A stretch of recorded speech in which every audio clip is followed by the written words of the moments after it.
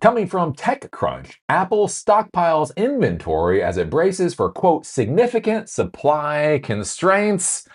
And this, my friends, is how everything goes to absolute hell. When the people that have an absolute crap ton of money start hoarding everything because they can afford to hoard it, and then everybody else can't get their hands on those resources anymore, that's when everything falls apart. So I kind of think this is an interesting story with Apple, and it's one of those things where there's a practical reason for it. It makes sense that Apple is going to start stockpiling inventory, but one of the things that you have to consider is once Apple starts stockpiling inventory and then other companies start stockpiling inventory, all of a sudden, like you already had a shortage, you already had a lack of these resources, and now the companies with the wherewithal are buying up even more than they need, which means there's even less that's left over for the rest of us. So we've been talking about this with the whole AI disaster, right?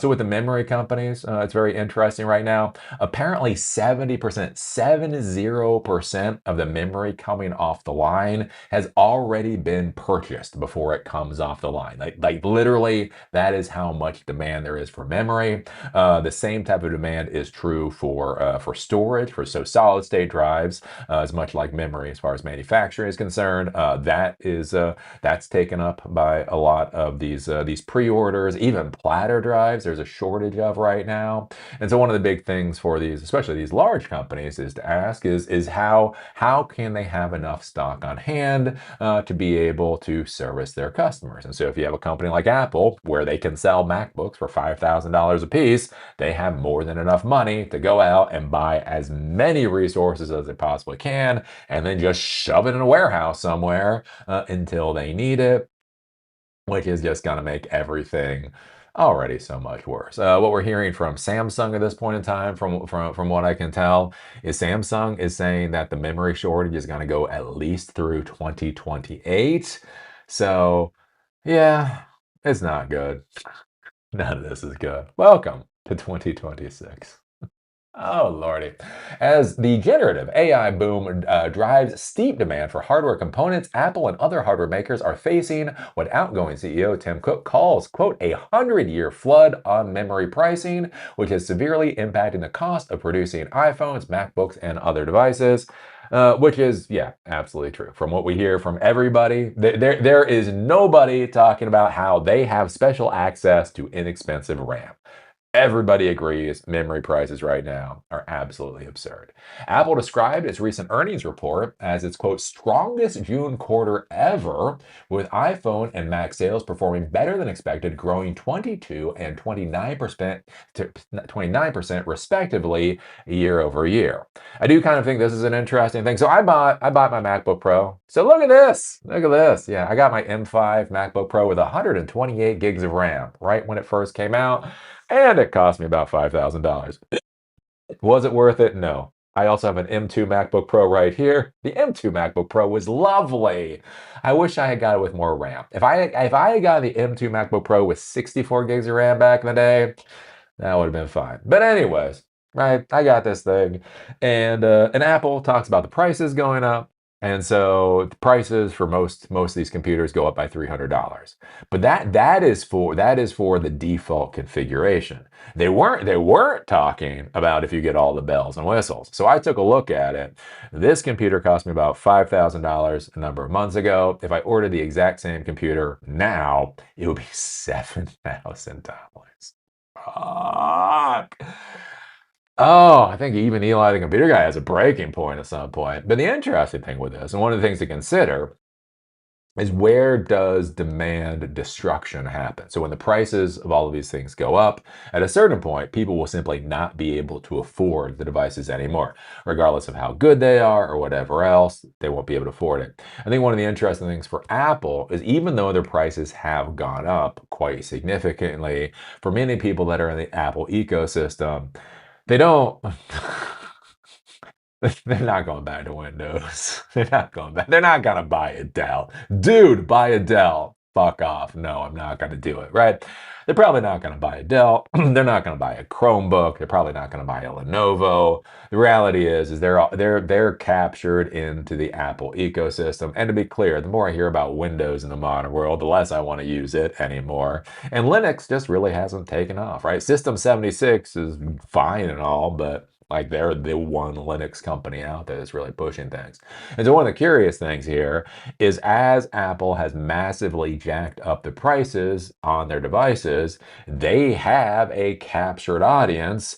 So even with the prices going through the roof, the captured audience is still purchasing their equipment, which means even at this point in time, their sales are going through the roof. I do wonder when it'll hit a breaking point. Like I wouldn't have even thought about spending $7,000 for this. I know it sounds stupid. You're like, well, you spent $5,000 on it.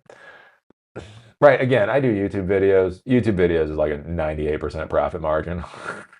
Like it doesn't cost anything to do these videos. So spending some money to test out a computer that I'm pretty sure I'm going to be happy with. Right. But again, you just get to that breaking point. And I do wonder with Mac when they will get to that breaking point. Yet the company is bracing for memory shortages known as Ramageddon to get even worse. Apple's biggest challenge is securing the advanced memory nodes used in its Apple Silicon chips, which power the A series and M series processors used in iPhones and Macs. Quote, we continue to expect high levels of demand. However, with less flexibility in the supply chain, we expect the impact from the supply constraints to increase significantly sequentially, Cook said on Apple's quarterly earnings call. Quote, we're seeing some very significant constraints currently with limited flexibility in the supply chain to remedy it. Apple is evidently worried enough about supply chain shortages that reported 11.1 billion in inventory, nearly double the 5.7 billion it reported last September. This marks a break from Cook's long-held supply chain approach, which has emphasized minimizing how much inventory Apple has on hand. Quote, we're going to be scrambling on the supply side, essentially, Cook said. And so the thing to think about this with the $11.1 billion is that means they have $11.1 billion of hardware at their cost. So that's not your cost when they end up selling it to you, at their cost, just sitting in fucking warehouses. Oh, you want some RAM? Oh, you want some RAM? Yeah, too bad. Apple already purchased it. Apparently, Apple is now back to being the world's most valuable company. I don't know. It switches every once in a while. They say Apple is a $5 trillion company now. I haven't looked at the stock for a little bit, and so think about that, right? The most valuable company in the world, or almost the most valuable company in the world, is deciding to start essentially hoarding hardware because they can. They have the agreements with the company.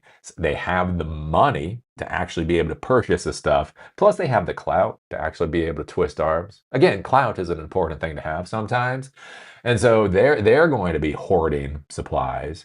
And then you start thinking about the other companies doing this. We talked about this before with Lenovo. So Lenovo said they could coast through 2026 because they had pre-purchased enough hardware to support all of 2026. Now, look, Lenovo is not Apple. They don't have that many sales. They don't have the same level of sales, but they have a lot of sales. They have a tremendous amount of sales.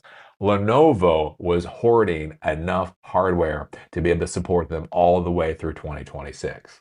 And so think about this. Not only do you have the normal demand, not only do you have the normal constraints, but then these major companies are hoarding what they can actually get their hands on, which basically means all of this is just going to be a disaster for a long time to come.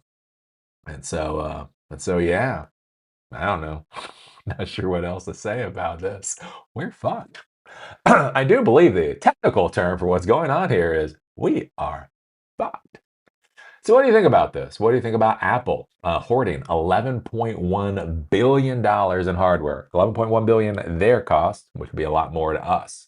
What do you think about them having problems actually being able to access the hardware resources they need to be able to supply their customers? What do you think about things like customer lock-in? Even when the prices go up, right? The prices have gone up astronomically, but people keep purchasing Apple, right? We talked about the Apple tax before. The Apple tax before was already pretty high. And now it just keeps going up and up and up. But we still have people purchasing the hardware. When do you think we hit that demand destruction point?